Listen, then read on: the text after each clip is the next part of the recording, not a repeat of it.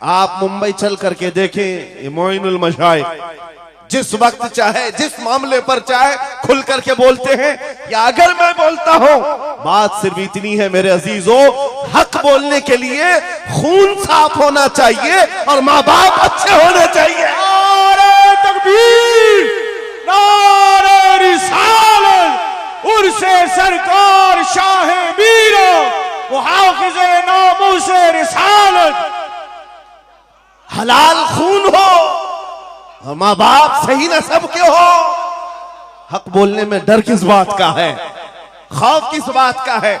मैं बात इसलिए कह रहा हूं, कोई अगर किसी देहात से किसी जगह से निकल करके आया हुआ होता, हालात का मारा हुआ होता और आकर के किसी जंगल में कोई घर बनाने की कोशिश कर रहा होता, तो तुम ये कहते बांग्लादेश से आया है बेचारा, बर्मा से आया हुआ है बेचारा, ये उस आस्थाने से आया है जहां वक्त के बादशाह भी अपनी निस्बत पर फख्र करते हैं। शाह सिमना का सैयद रईस अशरफ को क्या कमी थी? क्या माँ बाप कमजोर थे? क्या खानदान कमजोर था? क्या उनके पास नसब की कमी थी या दौलत की कमी थी? कुछ न हो करके अगर सब छोड़कर एक जंगल में आकर आबाद होता है, यह आले रसूल की शान है, यह आले रसूल की शान है। इसलिए मैं आपको बिला मुबालगा ये बात कह रहा हूं। मुझे फख्र है इस बात के लिए क्योंकि मेरे बाप ने बचपन से हमें 3 चीजें सिखाई है जो रसूल पाक की हदीस है। मेरे आका ने फरमाया, अल्लिमू औलादकुम सलासा खिसाल, हुब्ब नबीयिकुम व हुब्ब अहली बैतिही व तिलावतल कुरआन। मेरे आका ने फरमाया, अपने बच्चों को 3 बातें सिखा करके जाना। नंबर 1, अपने नबी की मोहब्बत सिखाओ। नंबर 2, नबी की अहले बैत की मोहब्बत सिखाओ। और नंबर 3, कुरान पाक सिखा कर जाओ। हमें बचपन से हमारे माँ बाप ने ये तालीम दी है, इसीलिए आप इस चीज को महसूस करें। मेरे लिए जो सरमाया आखिरत है, जिसको मैं समझता हूं, यही वो मिंबर है जहां मेरे इधर भी उधर भी वो सादात बैठे होते हैं जो करंट से ज्यादा मुझे पावर दिया करते हैं। आज आपको क्या लगता है मेरे बाजुओं में जो ताकत नजर आती है, एक ही वजह है, मेरे बाप ने अहले बैत के कदमों में बैठना सिखाया है, उनका एहतराम सिखाया है। और मुझे इस बात पर नाज है, हजारों कोशिशें कर ली दुनिया ने मुझे झुकाने की, मुझे झुकने नहीं देता धर्म ज़हरा के बच्चों को। नारे तकबीर, नारे तकबीर, नारे रिसालत, नारे हैदरी। अल्लामा मुफ्ती सलमान आसारी, अल्लामा मुफ्ती सलमान आसारी और से सरकार शाहे मीरा, लब्बैक लब्बैक लब्बैक या रसूल अल्लाह, लब्बैक लब्बैक या रसूल अल्लाह, लब्बैक लब्बैक लब्बैक या रसूल अल्लाह। मैं उन चीटरों से कहना चाहता हूं जो अपने जमात में बैठकर गद्दारी करते हो, अगर तुम्हें अहले बैत के चेहरों पर भी निफाक है, इनकी मोहब्बत में तुम्हारे अंदर बुग़्ज़ है, तो फिर अपनी आखिरत का सोचो, अपनी आखिरत का सोचो। किसके पास जाओगे, किसके पास जाओगे? आपको पता है उमर इब्ने खत्ताब व अमीरुल मोमिनीन, जिसके रौब से कैसर और किसरा कांपते थे, हजारों नहीं लाखों का लश्कर एक नाम से थर्राता था, लेकिन वही वक्त का खलीफा अमीरुल मोमिनीन उमर इब्ने खत्ताब जिस वक्त मिंबर पर खड़े होकर मस्जिद नबवी में खिताब कर रहा है, रसूलुल्लाह का बेटा, हम गरीबों का गमगुसार हुसैन आजम तशरीफ लाते हैं। मस्जिद में आकर मिंबर पर देखा और कहा, मेरे बाप के मिंबर से उतर जाओ, अपने बाप के मिंबर पर जाओ। ये किसने कहा? हजरत उमर ने नहीं कहा बच्चा कहां से आ गया। हुजूर के इंतकाल के बाद अहले बैत का सिलसिला खत्म हुआ, फौरन वक्त का खलीफा उतर आता है, अमीरुल मोमिनीन मिंबर से नीचे आ गए, घुटने जमीन पर रखा, घुटने जमीन पर रखा और कहा, शहजादे आपने बिल्कुल सच कहा, ये मिंबर आपके बाप का है, यह आपके नाना का है, मेरे बाप का कोई मिंबर नहीं। उमर के पास जो कुछ है वो आपके नाना का है, जो कुछ भी है वो आपके नाना का है। खाते हैं इनके घराने का, भोंकते हैं इनके घराने पर। ये न मिजाज फारूकी है, न ये मिजाज सिद्दीकी है। आपको मैं बताऊं, फिर हजरत उमर ने क्या कहा, अगर शहजादे आप इजाजत दे दें तो मैं मिंबर पर चलूं। उनके सामने बोलने की जसारत किसकी थी? लेकिन रसूलुल्लाह की आल हमारे लिए सरमाया आखिरत है। ये नबी पाक की आल की मोहब्बत ईमान की अलामत है। बेटा उमर फारूक रदी अल्लाह ताला अन्हु का है, आम नहीं है, वो भी सहाबी रसूल हैं, सहाबी रसूल हैं। बाहर किसी मामले में तकरार हो गई इमाम हुसैन के साथ, वो हजरत अली के बेटे, ये हजरत उमर के बेटे। आपको ऐसा लगता हो तो सुनो, हजरत उमर तो खिलाफत पर थे, हजरत अली नहीं थे उस वक्त। हो सकता है छोटी उम्र में कुछ बहस हो गई, बहस होने के बाद ये तकरार हुई तो इमाम हुसैन ने अब्दुल्ला बिन उमर, हजरत उमर के बेटे को सिर्फ इतना कहा, तुम मेरे से क्या बहस कर रहे हो? तुम्हारा बाप मेरे नाना का गुलाम है, तुम्हारा बाप मेरे नाना का गुलाम है। हजरत उमर के बेटे को यह बात लगी कि कैसे मुझे ये टॉन्ट, कैसे मुझे ये ताना। दौड़ करके आए हजरत उमर के पास, कहा बाबा आज अली के बेटे हुसैन ने क्या कहा पता है? कहा क्या कहा बेटा? कहा हमारी तकरार हो रही थी, इसमें उन्होंने बुला करके मुझसे ये कहा कि तू मुझसे किस बात पर लड़ता है, तेरा बाप तो मेरे नाना का गुलाम है। हजरत उमर ने कहा ऐसा कहा उन्होंने, ऐसा कहा? कहा सच कह रहा हूं बाबा, ऐसा ही कहा। कहा बुला लाओ हुसैन, बुला लाओ। तलब किया गया, इमाम हुसैन को बुलाया। बेटा हजरत उमर का, हो सकता है उस वक्त उनको ये ख्याल हो कि शायद जज्र तौबीक हो जाए, डांट डपट हो जाए। हजरत उमर आते हैं, कहते हैं ए हुसैन इब्ने अली, ये मेरा बेटा जो कह रहा है क्या ये बात सच है? क्या आपने इसको ऐसा कहा कि तेरा बाप मेरे नाना का गुलाम है? इमाम हुसैन ने कहा हां सच बोलता हूं, हाँ मैंने कहा। कहा कह के बताओ कैसे कहा, कह के बताओ कैसे कहा? कहा मैंने इनसे कहा तेरा बाप मेरे नाना का गुलाम। हजरत उमर ने कहा और एक बार कहो। फिर कहा और एक बार कहो। उसके बाद उमर इब्ने खत्ताब की आंखों से आंसू निकले। कहा अपने बेटे को क्या बेहतरीन तकरार करके आया है, ये हुसैन यहां गवाही दे रहे हैं, कल क़यामत के दिन ये इतना कह दे मेरी जिंदगी वसूल है।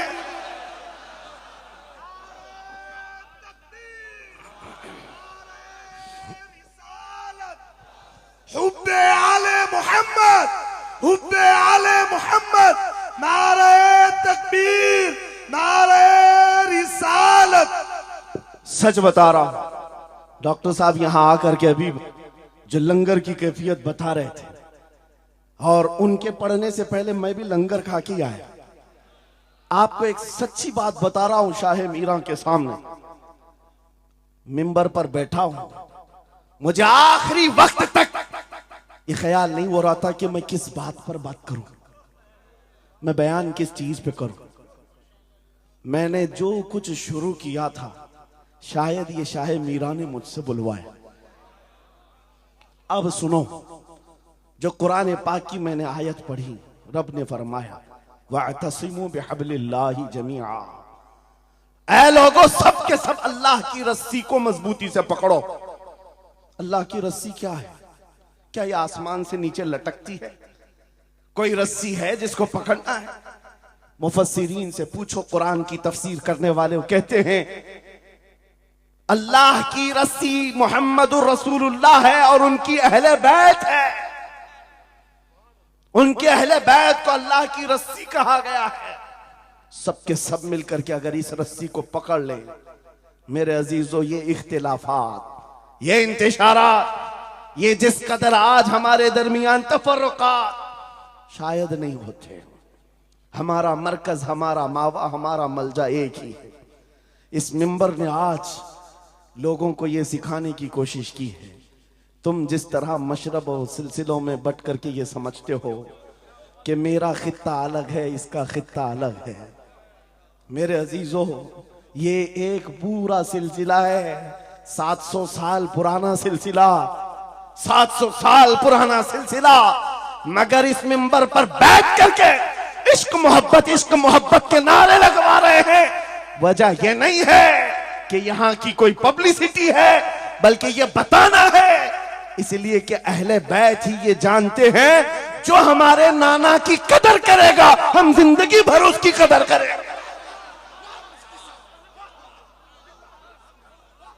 आपको क्या लगता है आला हजरत का नाम, उनके मसलक का नाम रोटी सेकने के लिए लिया जाता है? मेरे अजीजों, आला हजरत का नाम, मसलक आला हजरत का नाम इसलिए लिया जाता है, डाल दी कल्ब में अजमत मुस्तफा सैयदी आला हजरत पे लाखों नारे तकबीर, नारे रिसालत, इश्क मोहब्बत, इश्क मोहब्बत, इश्क मोहब्बत, इश्क मोहब्बत, उर्से सरकार शाह मीरा। मुझे मेरे मुर्शिद गिरामी हुजूर ताजुश शरिया रहमतुल्लाह ताला अलैह एक बात कह करके मिस्र भेजे थे। जाने के वक्त कहा था नाम की कोशिश मत करना, हुजूर का काम करना। और उन्होंने ये शेर पढ़ करके कहा था, आखिरी महफिल थी उस वक्त, मेरी तालिब इल्मी की जमाने की बात कर रहा हूं, ये पढ़ करके बयान किया था।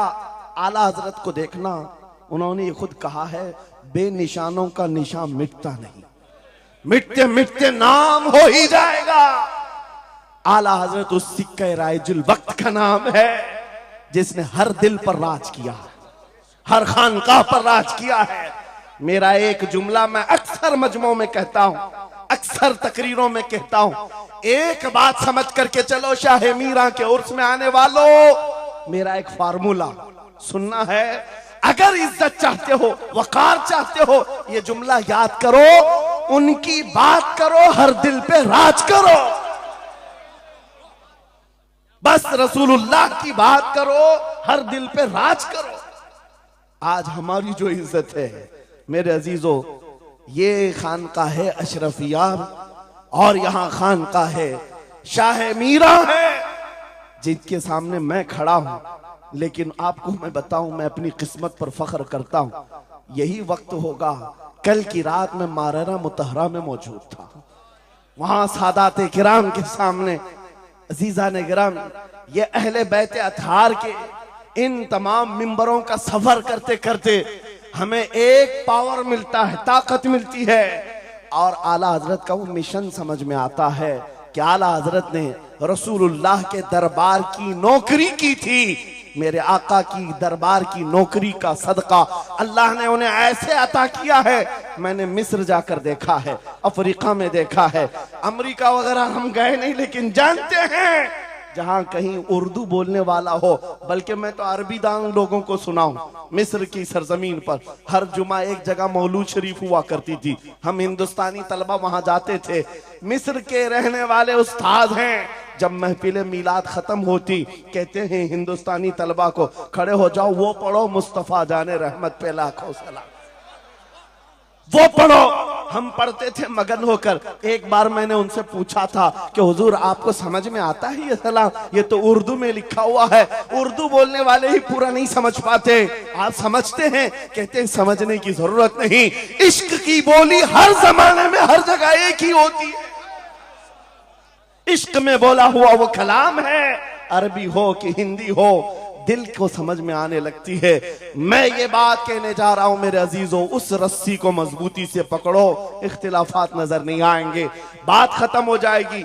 आज से 2 साल कबल एक कुत्ता यहां पर हिंदुस्तान में भौंकता था, खिंजीर का बच्चा जब नबी पाक की शान में भौंकता था, इस फकीर ने उसे ललकारा था। मेरा नाम, मेरी इमेज लोगों के सामने है। मैं वाकया तफसील से नहीं बता रहा हूं, मैं अपनी बात आपके सामने ये रखना चाहता हूं। जिस वक्त उस खबीस मलऊन को पुकारा, आपको पता है हम तो एक छोटे से इलाके से उसको पुकारे थे, लेकिन निशाना सटीक जाकर लगा और उसके बाद कुत्ता बिलबिलाया भी, मैदान में आने की बार बार कोशिश करता रहा, लेकिन अब तक वजूद नहीं है। लेकिन उसके बाद मैंने देखा है, महीना, 2 महीना, 3 महीने गुजरे होंगे, हर मुल्क से, अफ्रीका से, ऑस्ट्रेलिया से, न्यूजीलैंड से, अमेरिका से, हर जगह से लोगों ने मुझे मैसेज भी किए, खुतूत अरसाल किए, वहां से रिसाले भेजे और दादो तहसीन के साथ दुआएं दी। लेकिन साथ एक बात मैं बता रहा हूं, उन जमातों के बड़े बड़े लोग जिनसे हमारा कोई रिश्ता ही नहीं है, उनके बड़े बड़े अमीरों ने भी लेटर पैड में लिख करके दिया, कहा मौलाना आप बरेलवी हैं, आपसे हमारा इख्तिलाफ है, लेकिन जिस नबी पाक की शान के लिए आप खड़े हैं, हम सब छोड़कर आपके साथ खड़े होने को तैयार हैं। हम आपके सामने आज ये बात कह रहे हैं, ऐ सुन्नियों, हम तो दूसरों को बुला भी नहीं रहे, हम तो तुम्हारे इत्तेहाद की बात कर रहे हैं। लेकिन इत्तेहाद का नुक्ता एक है, जब तक तुम एक एक छोटे खूंटे को पकड़े रहोगे, हर कोई तुम्हारे साथ उलझता रहेगा। उस अजीम दरख्त को पकड़ लो जिसकी जड़ें तहतुस्सरा में है, जिसकी शाखें औजे सुरैया पर है, और वो मोहम्मदुर रसूलुल्लाह की जात।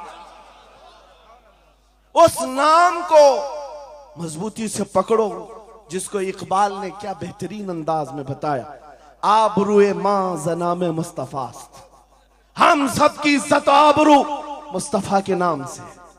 अगर ये बात पर इत्तिफाक हो जाए, सारी चीजें भूल जाओगे, सारी चीजें भूल जाओगे। मेरे अजीजों, आज मुझे इस बात पर कोई भी आपत्ति नहीं, जरा बराबर भी झिझक नहीं। हो सकता है कुछ लोगों को ऐसा लग रहा हो कि डरे सहमे स्टेज पर आए होंगे, यहां पर बड़े बड़े खानकाह अशरफिया के सादात मौजूद हैं, उनसे हम ये बात खुल करके कहते हैं। मेरे अजीजों, हम डरे सहमे स्टेजों पर जाने वालों में से नहीं हैं। जहां जा रहे हैं खुल करके जाते हैं, और ये बात देख करके जाते हैं, जहां मेरे नबी की अजमत बोली जाएगी वहां हम अपनी गर्दनें झुका कर जाएंगे। यहां पर मिशन आला हजरत को तरवीज दिया जा रहा है। आला हजरत का वही तो मिशन था। क्या मिशन था आला हजरत का, जो आपने अपनी जिंदगी भर दिया है? अपने दिल का है उन्हीं से आराम, सौंपे हैं उन्हीं को सबका, लौ लगी है कि उस दर के गुलाम चारे दर्द रजा करते हैं। आला हज़रत फाजिल बरेलवी का वो मिशन यहां से दिया जा रहा है। मैं यहां से एक मजबूत मैसेज देना चाहता हूं, हमारे सारे सिलसिले या हमारी अजमत के लिए, हमारी जीनत के लिए, लेकिन सारे सिलसिलों की इंतहा मदीने तैयबा है। सारे सिलसिलों की इंतहा मदीने तैयबा है। तुम्हारा पीर जितना भी बड़ा हो, देखने में बहुत बड़ा भी दिखता हो, लंबा चौड़ा जुब्बा पहनता हो, बड़ा अमामा भी पहनता हो, सब कुछ हो, लेकिन अगर नबी का वफादार नहीं तो वो कुत्ते से जलील है। पीर नहीं है, वो कुत्ते से जलील है।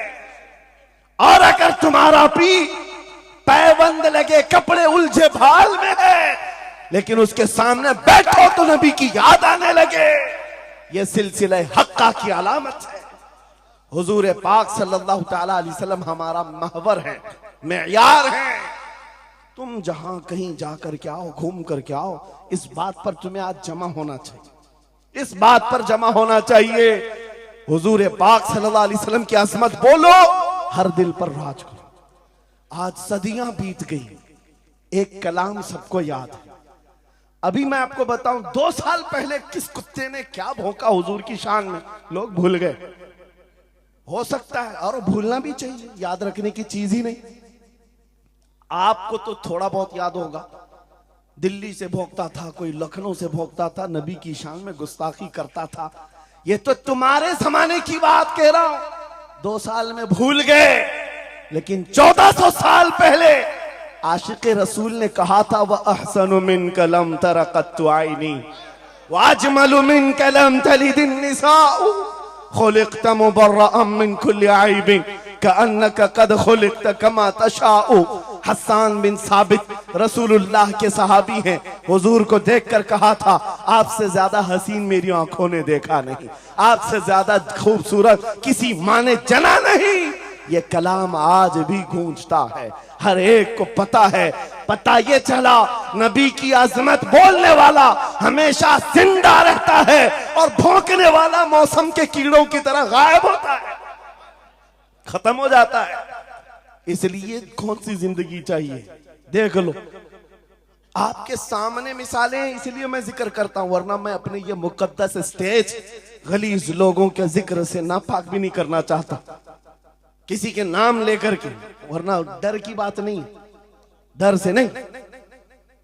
आपको पता है एक राफजी कुत्ता दीन बदल कर निकला था लखनऊ से, धर्म परिवर्तन और मीडिया की सुर्खियां बटोरने के लिए हॉट कुर्सी पर जाकर बैठकर, ये सब प्रोपेगेंडा है। उनको ये लगता था कि खलबली मच जाएगी 30 करोड़ मुसलमानों। अरे बड़ा आदमी दीन छोड़कर चला गया, मुसलमानों से हट करके दूसरे धर्म में चला गया, नाम भी बदल लिया, धर्म भी बदल लिया, सब छूट गया और गया। 6 महीने तक धोतियों के नीचे उनका फुजला चाटता रहा और उसके बाद पता चला कि पुजारियों ने किक मारकर निकाल दिया, खत्म हो गया। 6 महीने के बाद आकर एक गुफे में बैठकर वीडियो बनाने लगा, मुख्यमंत्री जी, प्रधानमंत्री जी, मेरे जान को बचा लो। 6 महीने में ही तुम्हारा ये हशर हो गया। धोबी का कुत्ता, ना घर का ना घाट का। 100 साल पहले आला हजरत ने ये फरमाया था, या रसूल अल्लाह, जो तेरे दर से यार फिरते हैं दर बदर यूं ही खार फिरते हैं। नारे तकबीर, नारे रिसालत, अज़मते मुस्तफा, लब्बैक लब्बैक लब्बैक या रसूल अल्लाह, लब्बैक लब्बैक लब्बैक या रसूल अल्लाह। बस ये दौलत तुम्हारे अंदर आ जाए, जब मिंबरों के करीब हो जाओ, जब कभी मसाजिद या खानकाहों के करीब हो जाओ, औलिया कामिलीन का अदब अपनी जगह पर, वो असल नहीं है, असल वो रसूलुल्लाह की जात। मौलाना रोम फरमाते हैं, मौलाना जलालुद्दीन रूमी औलिया के बारे में कहते हैं कि कुछ लोग ये समझ बैठते हैं कि औलिया हमारे पीरान इज़ाम, मेरे अजीजों ये जरिया है नबी तक पहुंचाने का, और अगर कोई पीर तुमको रसूलुल्लाह तक नहीं पहुंचा रहा है तो फिर वो 2 नंबर वाला है, वो हुजूर की अजमत नहीं बताता, हुजूर तक नहीं ले जाता, वो 2 नंबर का है, झूठा है। मौलाना रोम फरमाते हैं, शीशे पर कभी दिन के वक्त सूरज की रोशनी पड़ती है और शीशे को तुम जिधर घुमाओ सामने भी रोशनी पड़ती। बचपन में हम करते थे, छोटा सा शीशा लेते, सूरज को दिखाते और उस पर रोशनी आती है, जिधर भी करो इधर उधर रोशनी जाती रहती है।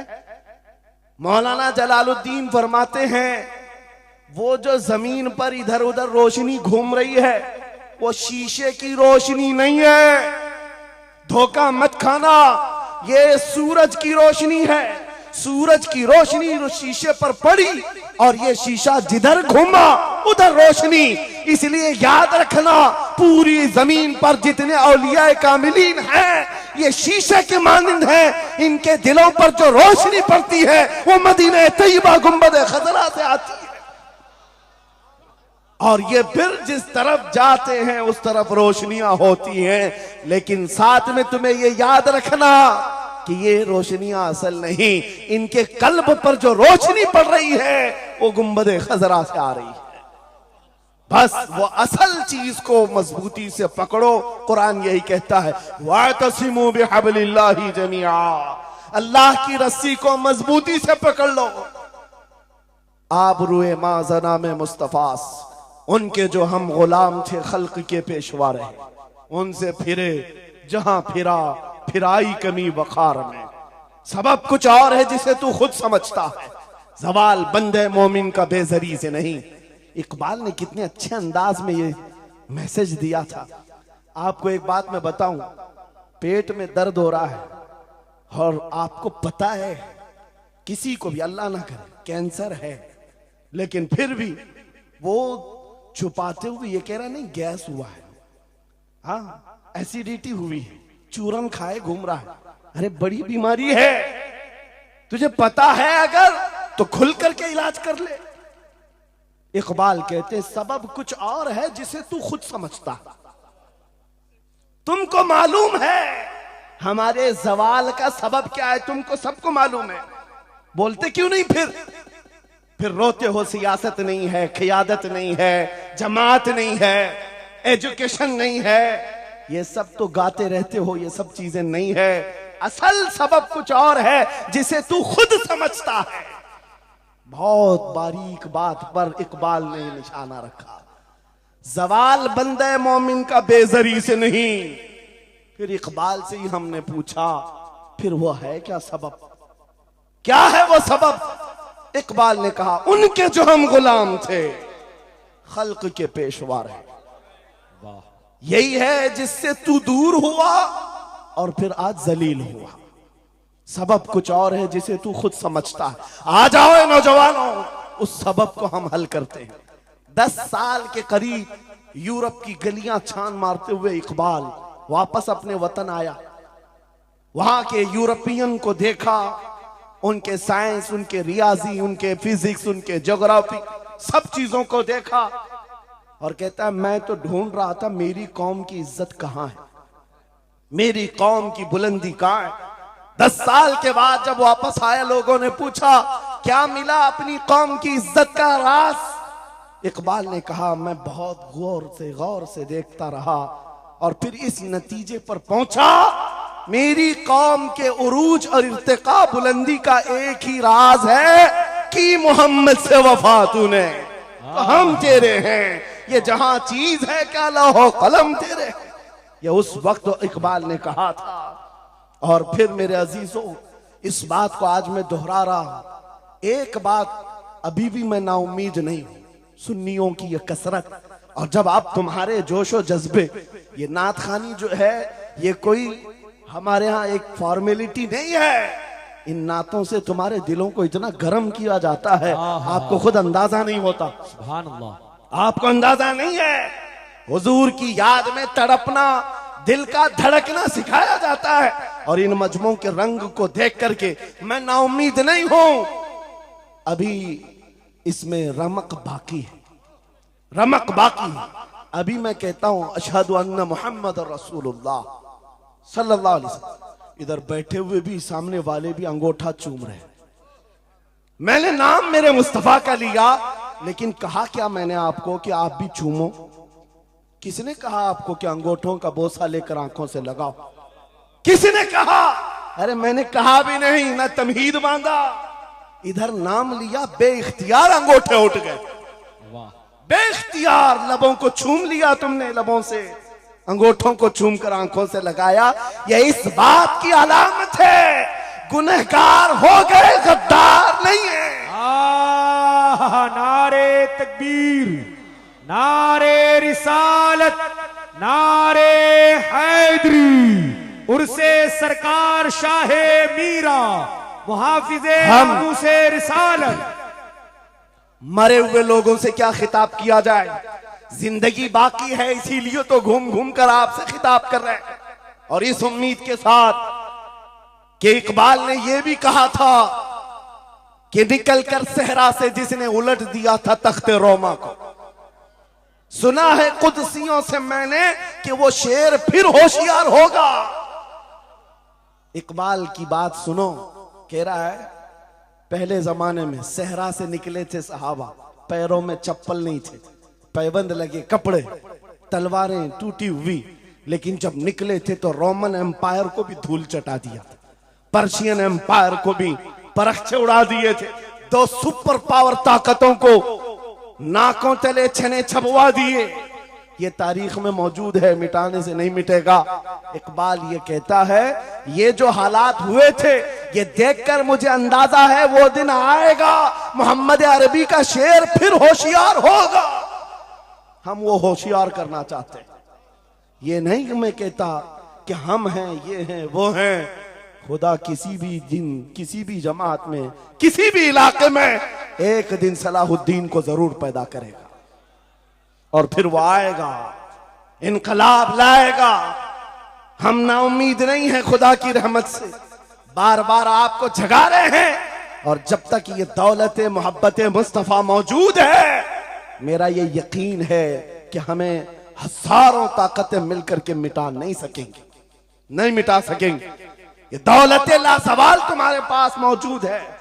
आप नहीं देखते आज हालात बड़े खराब हैं। डॉक्टर साहब हमारे मेहमान हैं, लेकिन आपको पता है यहां के हालात इनके ही पड़ोसी, बल्कि इनकी बिरादरी के लोग जो नात खां हैं, मशहूर नात खां, हमसे पूछ रहे थे कि मौलाना आप जो है कुफार और मुशरिकीन के नरगे में हैं और वहां पर आप इस तरह से बोलते हैं, कैसे बोलते हैं?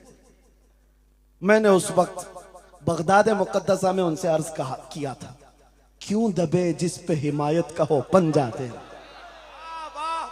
क्यों दबे जिस पे हिमायत का हो पंजा तेरा, शेर को खतरे में लाता नहीं कुत्ता तेरा। हाँ, हम तादाद में कम हैं, हम तादाद में कम हैं और बड़े हालात के मारे हुए हैं, लेकिन हमें अपनी तारीख याद है। बदर में भी तादाद कम थी, उहद में भी तादाद कम थी और सबसे बड़ी तादाद तो करबला में कम थी, लेकिन फतह का झंडा आज भी करबला वालों का ही लहरा रहा है। सुभान अल्लाह। तादाद माने नहीं रखती, कभी मत जाना इन सब मामलात पर। आज जो ढकोसले पैदा किए जाते, तुम्हें मुर्दा किया जा रहा है। कुछ मत बोलो, हालात बड़े खराब हैं। इनसे पूछो तुम्हारे बाप दादा के जमाने में हालात अच्छे थे, वो भी कहेंगे हालात उस वक्त भी खराब थे, उस वक्त भी खराब थे। हरे सुबह अजल की बात कर रहा हूं। इस्लाम का सूरज तुलू हुआ कि मक्का के हालात खराब ही थे, मदीने हुजूर हिजरत करके गए, हालात खराब ही थे। मैं आपको बताऊं, मेरी फिक्र करने वाले उलमा बड़े बड़े सादा बहुत दुआ करते हैं, लेकिन साथ में ये भी कहते हैं थोड़ा सा एहतियात से, क्या आपका होना यहां कौम के लिए जरूरी। इफादा इस्तिफादा लोगों का चलता रहेगा, फायदा होता रहे। मैं एक बात कहता हूं, मैं तो बहुत छोटा सा, बल्कि मैं कोई घास के लायक भी नहीं। इमाम हुसैन का होना कितना जरूरी था। सहाबा कराम के जमाने में अहले बैत का वो सबसे बड़ा चेहरा इमाम हुसैन का होना जरूरी था कि नहीं था?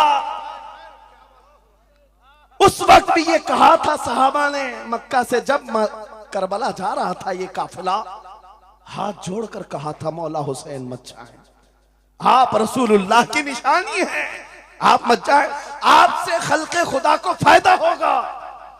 मेरे अजीजों, मैं ये बात आज कहता हूं, हमारी कोई वकात नहीं, हमारी कोई हैसियत नहीं जो ये समझता है अपनी कुटिया बचाने के लिए कि हमारे होने के बाद बहुतों का फायदा होगा। अरे इमाम हुसैन के होने से कितना फायदा होता, मगर उस हुसैन आजम ने ये नहीं देखा, बल्कि निकल करके उस मैदान में निहत्ते बच्चों के साथ चले आए थे और गर्दन भी कटा दी।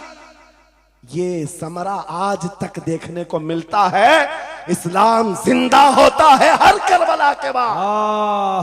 सुभान अल्लाह। इमाम हुसैन ने अजीम उस रुखसत पर नहीं अमल किया था, अजीमत का रास्ता इख्तियार किया, चले आए। उस वक्त भी सहाबा ने उनसे कहा था आपका होना बहुत जरूरी है, लेकिन इमाम हुसैन की नजर में यह बात थी रह लेंगे चंद साल, लेकिन लोगों के दिलों में जो नर्वसपन होगा, शरीयत की धज्जियां उड़ती हुई देख करके बड़े बड़े लोग खामोश हैं, तो आइंदा आने वाली नस्लें भी इसी तरह कंप्रोमाइज करती हुई चली जाएंगी। मेरे अजीजों, मैं आज खुल करके बताता हूं, मेरी पुष्ट पनाही करने के लिए बड़े बड़े उलमा मौजूद है, एक भी हुकूमत का कुत्ता नहीं है और ना ही जरूरत है। जब कभी पहली मर्तबा मैं तन्हा खड़ा था मुंबई की सरजमीन पर, हुजूर मोइनुल मशाइख मेरे साथ, उस वक्त भी साथ थे, आज तक है और ये भी बात बताऊं, आपका मैं मुफ्ती होऊंगा लेकिन इनका बाबू। ये हमेशा एक ही बात, ये सारी चीजें मेरे साथ हैं, लेकिन फिर भी मैं खुल करके आपके साथ ये कहता हूं, बच्चे मेरे भी हैं, बीवी, खानदान मेरा भी है, लेकिन एक चीज सताती है आज कि अगर आज आप सबकी बातें सुन करके हम भी कहें थोड़ा जी लेंगे, हम भी 10 साल 12 साल 14 साल जो जिंदगी मिल जाए जी लेंगे, क्योंकि इनको ना बोलेंगे तो छोड़ देंगे, आसानी से रहने देंगे।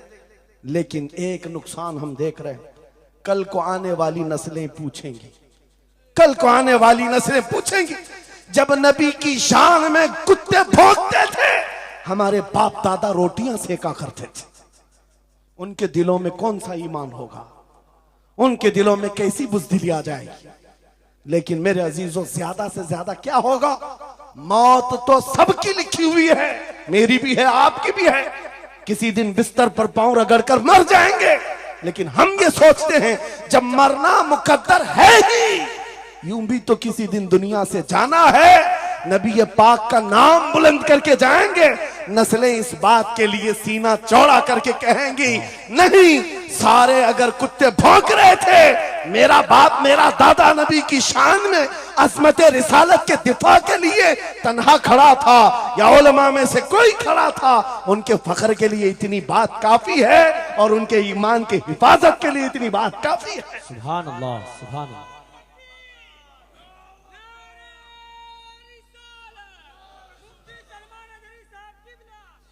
इस अज़मत रिसालत के लिए आपको क्या समझ में आता है, बहुत दिन हो गए हमारे आराम के, बहुत दिन हो गए सुकून के, नबी के नाम पर हमने रोटियां बहुत खाई, हुजूर की इज्जत पर क्या क्या नहीं मिला हमको, कौन से दिन तकलीफ आई है, कौन से दिन तकलीफ आई है।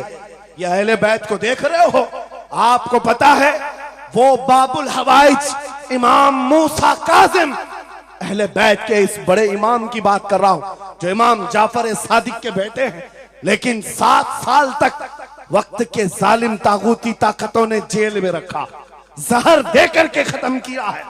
आपको पता है इमाम मोहम्मद बिन हसन अस्करी जिनको जहर देकर के खत्म किया गया, अहले बैत था जिन्होंने 20-20 साल जेल काटी है, रसूलुल्लाह के शहजादे थे वो, रसूलुल्लाह की आल थे, आज तो लाखों में है, उस वक्त तो नबी के शहजादे चुनिंदा थे, पूरी दुनिया के वो मरकज थे, लेकिन जेलों में 20-20 साल गुजारे, किसी को 10 साल, किसी को 12 साल, किसी को 20 साल। आपको पता है इमाम मूसा काजिम को जंजीरों से भी मारा गया था, जंजीरों से। आप अपने बाप को मार खाता हुआ देख करके नहीं बर्दाश्त कर पाते, हमारे वो अजीम इमामों की बात कर रहा हूं जिन्होंने मेरे नबी की शरीयत की दिफा के लिए जेलों की जिंदगी, हत्ता के रिवायत ये बताती है मौला इमाम मूसा काजिम का जनाजा भी जेल से निकला। मेरे अजीजों, ये सब क्या बातें सिर्फ बयान करने के लिए रह गई, उलमाए ज़वील एहतराम इस मनसब को हाथ समझेंगे। आज ज्यादा से ज्यादा यही होगा। इसी किछोछा मुकद्दसा के एक बुजुर्ग थे जो मेरे बहुत बड़े आइडियल है, सैयद मुजफ्फर हुसैन कछोछवी।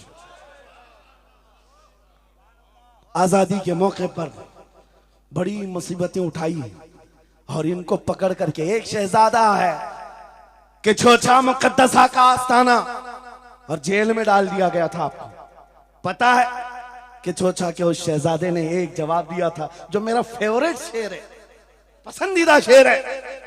आपने कहा था मुजफ्फर को मुकय्यद ना समझे सैयद, मेरी असीरी भी सुन्नत आबाई है। माशाअल्लाह, मेरी असीरी भी सुन्नत आबाई है। मुजफ्फर को मुकय्यद मत समझे सैयद। आपको पता है ये तारीख है हमारी, लेकिन सब की सब तारीख इसलिए दोहरा रहा हूं कि हमारी इज्जत उसी में मौजूद है, वहीं पर है। वापस आ जाओ उधर ही, अपनी कुटिया बचाकर, अपनी दुकान बचाकर ज्यादा दिन नहीं जी पाओगे। हुजूर के नाम का दिफा करो, सुबह कयामत तक मौला नाम जिंदा रखेगा। सुभान अल्लाह। हाँ, अपनी हिफाजत के लिए बहुत सारे लोग हैं। अपनी अपनी फिक्र करने वाले। नबी की इज्जत और नामूस पर पहरा देने वालों की तारीख मिटाई नहीं जाती। हजारों मिटाने की कोशिश भी कर लो, वो मिटते नहीं है। आज आपको पता है, पैरों से माजूर खादिम हुसैन को कौन नहीं जानता। लोगों को डर भी लगता है उनका नाम लेने में, कि गरजता था बंदा और खुद व्हील चेयर पर बैठता, लेकिन लाखों को खड़ा होना सिखा दिया। किस बात पर? क्या अपने बाप के कसीदे पढ़ता था? क्या अपने खानदान के कसीदे गुनगुनाता था? एक ही बात, रसूलुल्लाह की अजमत पर बात, हुजूर की इज्जत पर बात करो तो फिर पता चलता है 8 साल के बच्चे से लेकर 80 साल के बूढ़े के दिल में भी अल्लाह खुद मोहब्बत डालता है। वाह सुभान अल्लाह, खुद मोहब्बत डालता है। सब चीजें मौजूद हैं उसी जात पर। एक बात मैं अब आपके सामने कहता हूं, गुफ्तगू समेटता हूं। आला हजरत का मसलक देखो, मिशन देखो, और आपको उसी बात पर मैं लाकर जमा कर दूंगा। और सुन्नियों का मजमा मुझे पता है, आधा शेर में पढ़ूंगा, आधा ये खुद ही कंप्लीट करेंगे। और गारंटी के साथ कहता हूं, मुझे पता नहीं यहाँ के मजमे के बारे में, लेकिन इतनी गारंटी जरूर है आप कंप्लीट करेंगे। क्यों? हमें पता है मिजाज इश्क रसूल का, हमें पता है मोहब्बत मुस्तफा का। सुनो, मैं कहता हूं, वो जो न थे तो, वो जो न हो तो, ये गारंटी है हमारी, ये गारंटी है। आधा जुमला भी कह दो सुन्नी के बाद, वो जो न हो तो, हाँ ये कंप्लीट खुद करेंगे। क्यों? ये अकीदा भी है, ये ईमान भी है, ये हमारी जान भी है। वो जो न हो तो। अब सुनो मेरे अजीजों, जब तुम्हारा दिल पुकार कर कह रहा है वो जो ना हो तो, हमारे नाम के साथ वो जो ना हो तो, हमारी जिंदगी में वो जो ना हो तो, हत्ता के कब्र में चले जाओ, बहुत सारे जवाब दे दें, तुम्हारा रब कौन, तुम्हारा दीन क्या। मेन सवाल तो यही होगा, मा कुंत तक़ूलु फी हक़्क़ि हाज़ा रजुल। बल्कि बात सही अहादीस में मैं कह रहा हूं, एक ही सवाल का जिक्र भी आया है, कब्र में एक सवाल का जिक्र भी आया है, और फरमाया गया सिर्फ एक सवाल ये होगा, बता इस रसूल के बारे में क्या कहता था। वाह, बोलना पड़ेगा, बोलना पड़ेगा। फिर मैं पूछता हूं, कब्र में भी वो जो ना हो तो कुछ ना हो। जब तक नहीं बोलोगे आगे नहीं बढ़ेगी गाड़ी, वरना फंसे रह जाओगे। वो जो ना हो तो, चलो कब्र की जिंदगी खत्म हो गई, हशर में आ गए, हशर के मैदान में आ गए। लेकिन यहां पर भी क्या मसला है, खलीलो नजी मसीहो सफी सभी से कहीं कहीं ना बनी।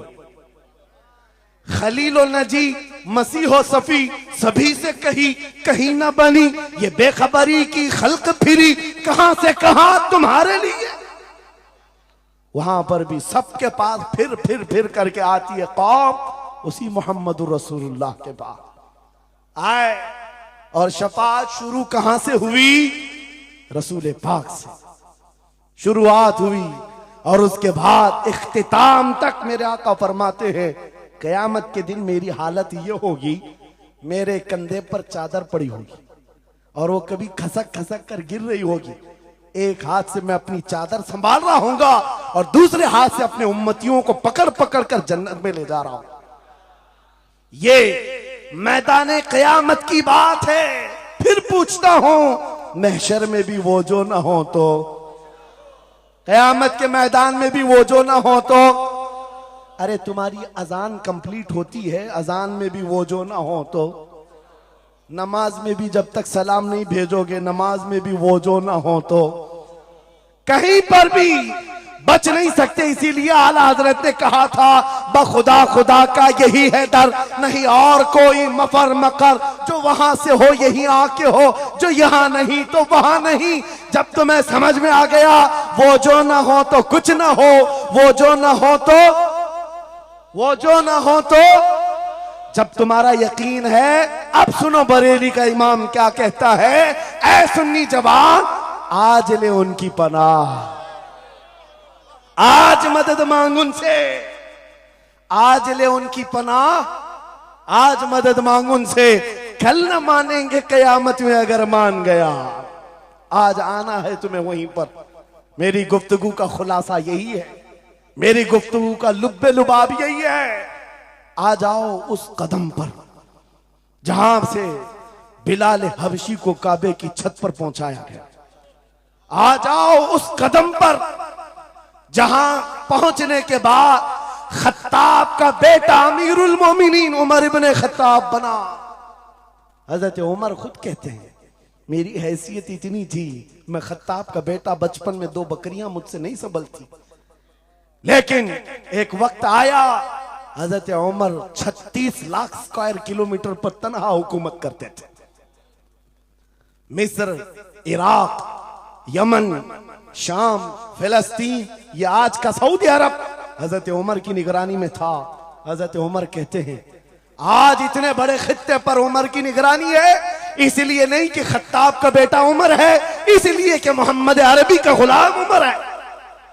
वो जो ना हो तो मेरे अजीजों, जितनों ने इज्जत पाई है उस कदम से पाई। आपको जब ये बात अच्छी तरह मालूम हो जाए, यहां देखो आप, यहां चेहरे बहुत सारे, यहां बहुत सारे चेहरे, और उसमें बुजुर्ग तरीन चेहरा वो सैयद रईस अशरफ साहब का है। लेकिन पूरा मजमा ये बात मेरे साथ यकीन के साथ कह सकता है, इन जवानों से कई ज्यादा हसीन और जमील ये चेहरा है।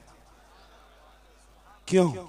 अरे तुम्हारे बॉलीवुड और हॉलीवुड में थोड़ा बुढ़ापा आए तो उसे निकाल दिया जाए, फिर उसकी नहीं चलती। वहां सिर्फ रंग और गाजे का काम है, वहां सिर्फ और सिर्फ पाउडर लाली मेकअप का काम है। जब तक जवान थे हजारों फैन थे, लेकिन जवानी खत्म हो गई तो बेचारे उनकी जिंदगी के लाले पड़ गए। और सियासत में भी यही हाल है, 40-40 साल नौकरी किया पार्टियों की, बाद में फिर वो मंडली में बिठा दिया गया, अब आप बैठो दूसरे जवान आएंगे, उनकी भी जिंदगियां खत्म। लेकिन एक बात है, नबी पाक का जो गुलाम होता है वो 80 साल का भी हो जाए, उसके अंदर ना पुरानापन आता है ना बुढ़ापा आता है। सुभान अल्लाह। इज्जत वैसी ही बरकरार है, खूबसूरती वैसी ही है, 80 साल का हो कि 90 साल का हो। अरे 75 साल की उम्र में हमने हुजूर ताजुश शरिया को देखा है, और जिन आंखों ने उन्हें देखा होगा वह इस बात की गवाही देते हैं, 1 लाख खूबसूरत जवानों को एक तरफ रखो और एक तरफ ताजुश शरिया को, और देखने वाले की निगाहों को टटोल कर देखना, वो 1 लाख की तरफ नहीं, इस 75 साला उस अजीम हुस्न को देखने में मां होगा जो हुस्न पाउडर और लाली का नहीं है, इश्क मुस्तफा से मिला हुआ। इज्जत रसूलुल्लाह के कदमों से, उनकी वाबस्तगी से है। तो फिर छोड़कर ये दर बदर क्यों ठोकर खाते हो? कहां ये बॉलीवुड और हॉलीवुड के चक्कर में पड़ गए? कहां तुम टिकटॉक पर मुजरे करने लग गए? कहां तुम गाने में अपनी जिंदगियां बर्बाद करके अपने दिल में निफाक पैदा करने लग गए? अरे ताश के पत्ते, जुए के अड्डे, शराब की बोतलें, ये तुम्हारी शान नहीं, ये तुम्हारे लिए ज़ेब नहीं देखता। और एक बात याद रखो, तुम जिन इलाकों में रहते हो बहुत सारे दूसरों को देखते हो, वो नाच रहे हैं तो हमको भी नाचना चाहिए, वो ऐसा कर रहे हैं तो हमको भी ऐसा करना चाहिए। शेरों को, कुत्तों को कभी देखना नहीं चाहिए। जो शेर है वो अपनी बिरादरी को देखता रहे, कुत्ते को देखता रहेगा तो फिर अपना शेरपन भी भूल जाएगा। इसलिए याद रखो, तुम खैरे उम्मत हो, तुम्हारा लक़ब कुरान में आया है। तुम नचनियों को मत देखो, शराबियों को मत देखो, जुआरियों को मत देखो, वो गाने पे कैसे थिरकते हैं, वो कैसे नाचते हैं, ये तुम्हारा मतलब नहीं है। तुमको अगर देखना है, खालिद बिन वलीद को देखो, सलाहुद्दीन अय्यूबी को देखो, शिहाबुद्दीन गौरी को देखो, औरंगजेब को बार बार देखो, बार बार देखो।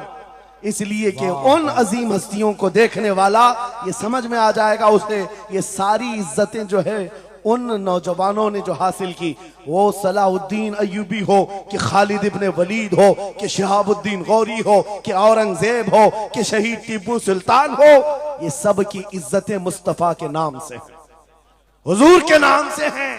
आपको पता है खालिद बिन वलीद 125 जंगें लड़े, 125 में से एक भी शिकस्त नहीं खाई अपनी जिंदगी में।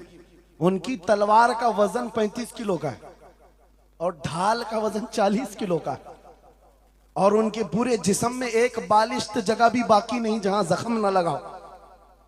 जंगे मौता में एक ही जंग में 9 तलवारें टूटी, पीछे कदम कभी नहीं हटा। एक जंग में ऐसा हुआ था कि 2 काफिर सर पर आ गए थे और अमामा गिर गया था, गर्दन पर तलवार थी, कट जाती, तलवार की तरफ नहीं देखा, अमामा उठाने के लिए चल पड़े, उठा लिया, फिर सर पर रखा, उन काफिरों की तलवारें नीचे रह गई। हैरत में पूछा कि ये शहसवार है इस्लाम का, सिपह सालार है, और ऐसी बड़ी गलती छोटा सिपाही भी नहीं कर सकता। जब तलवार गर्दन पर हो तो ये टोपी और अमामा उठाएगा। सामने के पहलवानों ने पूछा, ऐसी बड़ी गलती हमने छोटे फौजी से भी नहीं देखा, तुम तो सिपह सालार हो, ऐसी गलती कैसे कर सकते हो? खालिद बिन वलीद का जवाब, यही मेरा मकसद है। फरमाया, तुम क्या समझते हो खालिद बिन वलीद अपने बाजुओं की ताकत से लड़ता है? हरगिज नहीं। इस अमामे में मेरे रसूल पाक के 3 मुंह मुबारक हैं। माशाअल्लाह। मेरा यकीन है जब तक ये सर पर होते हैं मुझे ताकत देते हैं। नारे तकबीर, नारे रिसालत, अजमते सहाबा। अजीजा ने गिरामी वकार, बस आ जाओ इस नुक्ते पर, जिंदगी पूरी टटोल कर देखना, हर बड़े किरदार की तुम्हें एक ही उनसुर नजर आएगा, जिसने नबी पाक पर जितना अपनी फिदायत का इजहार किया, मौला ने उसको उतना ही बुलंद किया, उतना बुलंद किया है। अरे बीमारी के आलम में लकवा, फालिज, ये बहुत अजीब खतरनाक बीमारी, हाथ भी नहीं उठता, पैर भी नहीं उठता, इलाज भी नहीं होता, लेकिन ऐसी बीमारी में भी अस्कंदरिया की सरजमीन से शरफुद्दीन बूसीरी ने पुकारा था, मुहम्मदुन सय्यिदुल कौनैन व थक़लैन वल फरीक़ैन मिन अरब व मिन अजमी, मौलाया सल्लि व सल्लिम दाइमन अबदा अला हबीबिका खैरिल खल्क़ि कुल्लिहिम। 170 अशार लिखकर अपने नबी की बारगाह में अपनी मोहब्बत का इजहार किया था। जानते हो, नबी आए भी और अपना हाथ फेर करके लकवा और फालिज से सही भी किया और चादर भी इनायत किया, लेकिन जिस वजह से मैं ये बात कर रहा हूं, आज पूरी दुनिया में घूम आओ, अफ्रीकी हो कि अमरीकी हो कि हिंदी हो कि पाकिस्तानी हो, लेकिन एक कसीदा सबको याद है, मौलाया सल्ली व सल्लिम दाइमन अबदा अला हबीबिका खैरिल खल्क़ि कुल्लिहिम।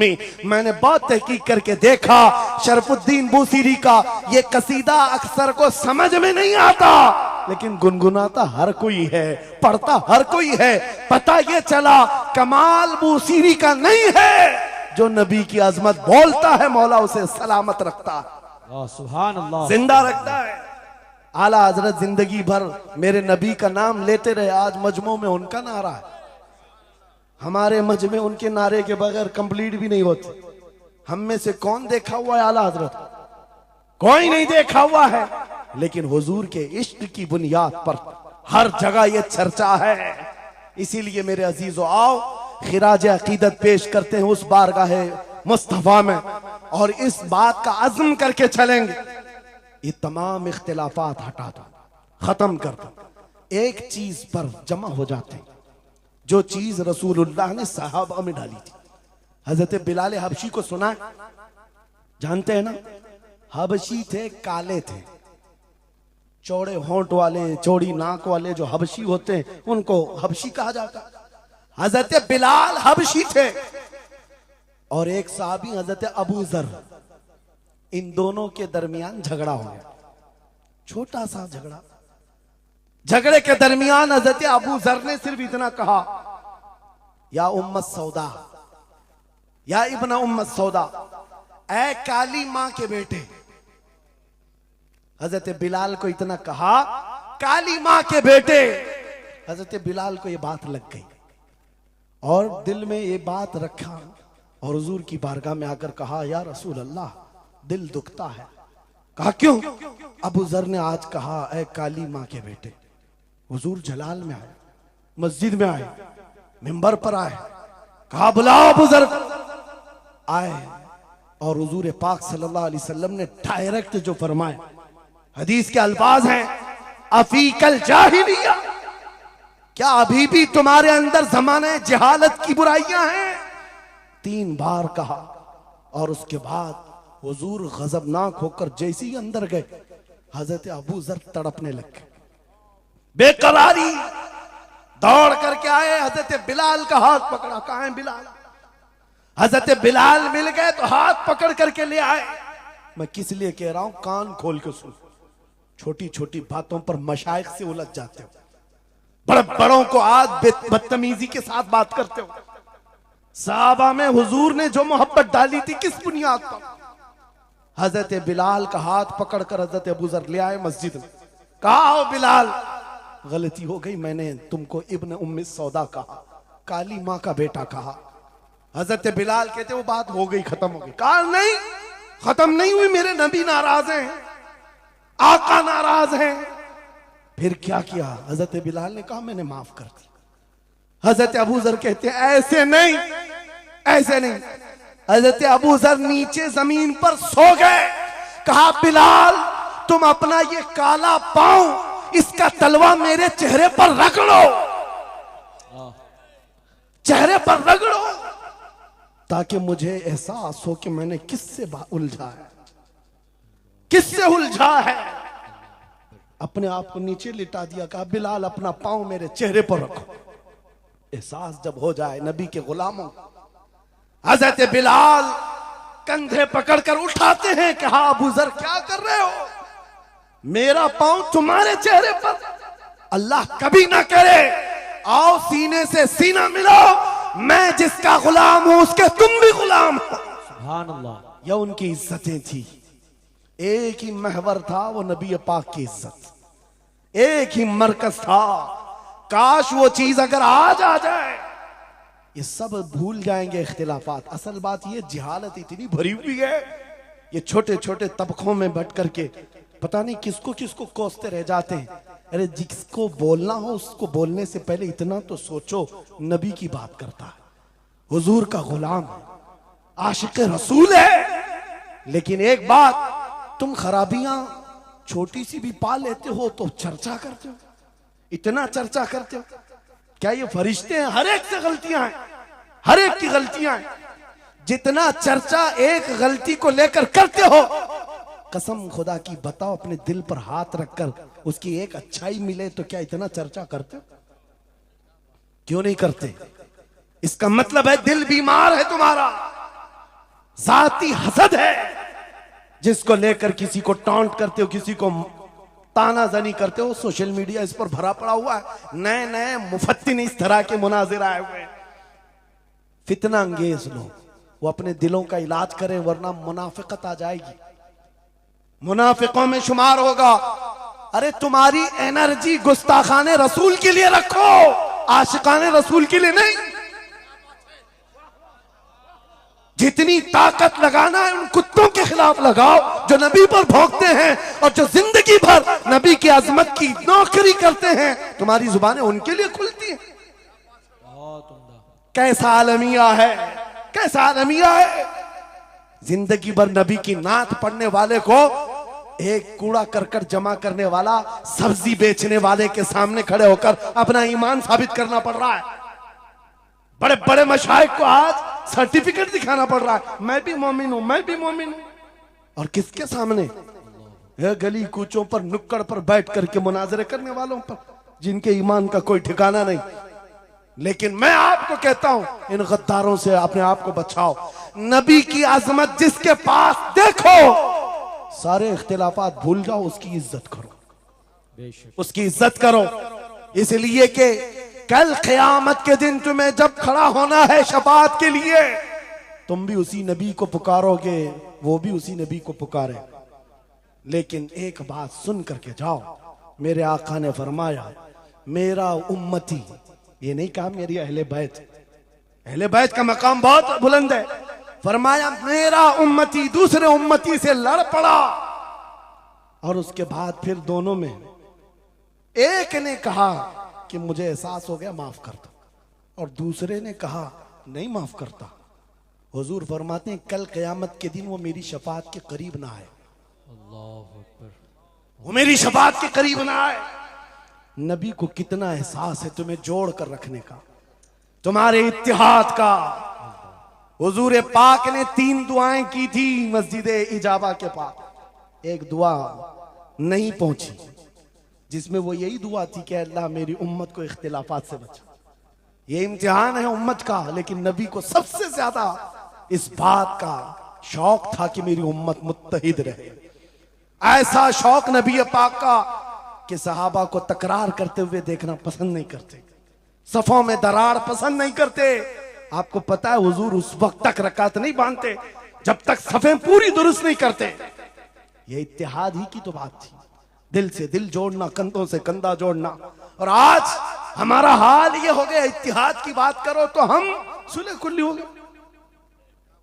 मैं तो अहले सुन्नत व जमात आशिकाने मुस्तफा की बात कर रहा हूं। अरे छोड़ो उन खबीसों को, अपना इत्तेहाद तो कर लो, बहुत उम्दा, अपना इत्तेहाद कर लो। तुम्हारा हर बुजुर्ग पर इत्तेहाद है, गौस पाक तुम्हारे, गरीब नवाज तुम्हारे, मखदूम सिमना तुम्हारे, महबूब इलाही तुम्हारे, लेकिन इनके सब मानने वाले सब अलग। क्यों? ये सारे औलिया का मिशन एक ही है, अजमत रसालत, वाह, अजमत नामूस रिसालत। जब सबका मिशन एक है तो फिर अपने दिल का इलाज करने की जरूरत है। आज बस दिल का इलाज करो। कहीं ऐसा तो नहीं कि शैतान हमें लायानी बातों में मुलविस कर रखा है, तुम्हारा पूरा का पूरा सर घुमा कर रख दिया गया है। जिन चीजों में तुम्हें अपनी एनर्जी खर्च करनी थी, शैतान कहीं और लगा दिया। इसीलिए कुत्ते खुल करके मैदान में आने लग गए। उनको पता है जिस दिन ये मोहम्मद अरबी के शेर जमा होने लग जाएं तो फिर इनका जीना हराम कर रखेंगे। तुम्हें हजारों इख्तिलाफात में डाल रखा है और बाज़ाब्ता इसकी प्लानिंग होती है। इस हलके को अलग, हर एक में एक फित्तीन भेजा जाता है जो उसके मुर्शिदों को ये गाली दे, इधर का एक उनके मुर्शिदों को गाली दे, और फिर ये अंगार भड़काए रखे, ये उलझते रहें उलझते रहें उलझते रहें। और कुफ्फार और मुशरिकीन अपने नापाक मंसूबों से इस्लाम को गालियां दें, कुरान को गालियां दें, रब को गालियां दें, नबी को गालियां दें। आज ये आलमिया है या नहीं? तुम पीर के खिलाफ बात सुन करके भड़क जाते हो और नबी के खिलाफ बात सुनकर खामोश बैठते हो। कैसा आलमिया आ गया? अगर तुम इस तरह की टुकड़ियों में घेर दिए गए, महसूर हो गए, तो समझ लो कि बर्बादी बहुत करीब है, बहुत करीब है। बगदाद में ये हो चुका है, गरनाता में ये हो चुका है। उलमा को लड़ाया गया था, अलग अलग जमातें बनाई गई थी, बाज़ाब्ता उसमें शिया सुन्नी अलग अलग तबकात बनाए गए। क्योंकि एक बुजुर्ग ने कहा था अपने बेटे को, लकड़ियों का एक गट्ठा दिया बंधा हुआ, बेटे से कहा बेटा इसको खोलना नहीं, तोड़ देना। तोड़ने की कोशिश किया, उसका घुटना फूट गया। उसके बाद वो आया कई घंटों के बाद, कहा बाबा टूटता नहीं। कहा खोल दे रस्सी। रस्सी खोला, गट्ठा था लकड़ियों का। कहा अब तोड़। एक एक को तोड़ा, आधे घंटे में टूट गए। बुजुर्ग ने कहा बेटा मैं ये उम्मत मुस्तफा की मिसाल देना चाहता, अगर ये रस्सी में मजबूत बंधे हो, बड़ी सी बड़ी ताकत इनको तोड़ने आए अपना खुद बर्बाद कर जाएगी। लेकिन अगर तुम खुल गए तो चंद दिनों में कस्तों में सफाया होगा। मुत्तहिद रहोगे तो कहलाओगे मोमिन व गाजी, मुंतशिर होगे तो कस्तों में सफाया होगा। मेरा मैसेज यही है, वातसिमू बिहब्लिल्लाहि जमीआ, अल्लाह की रस्सी को मजबूती से थाम लो। और अल्लाह की रस्सी एक ही है। कितनी अजीब बात है, वो दूसरों के लिए फर्क करना मुश्किल हो जाता है। उनका हवाओं का खुदा अलग है, पानी का अलग है, मट्टी का अलग है, मरने का अलग है, पैदा होने का अलग है। अरे तुम्हारा सब मिलाकर एक ही है, एक ही है। एक खुदा है जिसके सामने तुम्हें झुकना है। और फिर नबी पाक जो सारे नबियों का सरदार, एक रसूल की मोहब्बत तुम्हारे दिल में बिठाने के लिए कही गई। एक रसूल की मोहब्बत, अगर इस पर हम कामिल हो गए, मेरे अजीजों कुरान कहता है ला तहीनु वला तहज़नु अंतुमुल आलौन व अंतुमुल आलौन, तुम सबसे बुलंद होगे अगर नबी के गुलाम हो जाओ, अगर नबी के गुलाम हो जाओ। सब मेरी बातों का खुलासा एक ही है, आओ बारगाह मुस्तफा में यह अहद करते हैं और अपनी जिंदगी का मकसद समझ करके आखिर में इस बात पर खत्म करता हूं। यह सूफिया का एक मसलक है, मैं इजाजत लेकर कह रहा हूं। एक सूफिया के मसलक में मुराकबा होता है। मुराकबा, मुहासबा, मुकाशफा अलग अलग चीजें हैं। वो मंजिलें तय कराते हैं। औलिया इकराम के सामने जाओ, तस्बीहात अलग हैं, नमाजें अलग हैं, मुजाहिदे अलग हैं, लेकिन उसमें एक चीज है मुराकबा। मुराकबा किसको कहते हैं मैं आपको बताता हूं। गर्दन झुकाकर खामोश बैठ जाना, पढ़ना उड़ना कुछ नहीं, खामोश बैठना है, यह मुराकबा है। खामोश बैठना। हजरत जुनैद बगदादी से पूछा गया, अरे खामोश बैठे तो बंदा खामोश तो नहीं रहेगा, सोचेगा, दिमाग तो चलता ही रहेगा कुछ ना कुछ। क्या सोचे? कुछ तो सोचें आती हैं। खामोश बैठता है बंदा तो सोचता है। हजरत जुनैद बगदादी ने कहा, हाँ मुराकबा मतलब है पढ़ना तो नहीं है, सोचना तो है। कहा क्या सोचना है? कहा बस एक ही बात बार बार सोचना, मैं क्यों पैदा किया गया, मैं क्यों बनाया गया, क्यों पैदा किया गया, बस इतना ही सोचना है। इस मुराकबे पर हर वली अमल करता रहा। और बताऊं मैं आपको, जब किसी का मुराकबा मुकम्मल हो जाए, तुम भी करके देखना, आज के बाद जाओ बैठ करके 1 घंटा ना सही, आधा घंटा नहीं, 10 मिनट आंखें बंद करके सोचो, मुझे क्यों बनाया गया, मुझे क्यों पैदा किया गया, इस जगह क्यों रखा गया। और जब यह मुराकबा कंप्लीट होता है, एक मंजिल पर बंदा पहुंच जाता है, उसका ज़मीर जवाब देने लगता है कि तू क्यों पैदा हुआ था। उसका दिल खुद ही बोलेगा क्यों पैदा हुआ था। आओ मिसाल बताऊं, जिसका मुराकबा कंप्लीट हुआ। एक मिसाल में मुर्शिद गिरामी हुजूर ताजुश शरिया की बात करता हूं। जब उनका मुराकबा मुकम्मल हुआ होगा, तब दिल जवाब दिया है, जिंदगी ये नहीं किसी की किसी के लिए, जिंदगी है नबी की नबी के लिए। अरे ना समझ मरते हैं जिंदगी के लिए, जीना मरना है सब कुछ नबी के लिए। सुभान अल्लाह। मुराकबा कंप्लीट हो जाए, ये जवाब आता है, ये जवाब आता है हमारी जिंदगी किसके लिए है, नबी के लिए है। और उनके दादा आला हजरत इमाम अहले सुन्नत फाजिल बरेलवी ये सोचते रहे, मैं क्यों बनाया गया, मैं क्यों बनाया गया।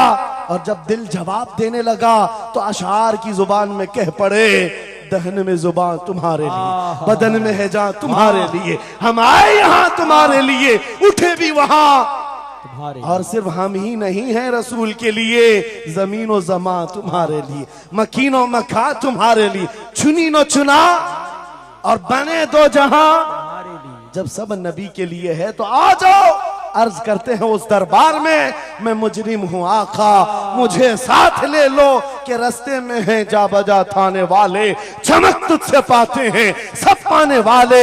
मेरा दिल भी चमका दे, मेरा दिल भी चमका दे, मेरा दिल भी चमका दे, बरसता नहीं देख कर अबर रहमत, हम बदों पर भी बरसा दे बरसाने वाले।